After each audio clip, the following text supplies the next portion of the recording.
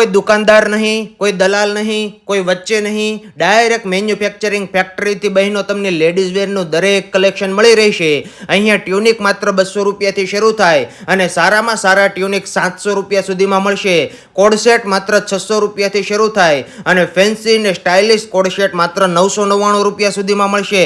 પહેલી જ નજરે જોતા ધ્યાનમાં બેસી જાય તેવી 2 પીસ પ્લાઝા પેર 499 રૂપિયાથી શરૂ થાય અને 999 રૂપિયા સુધીમાં મળશે.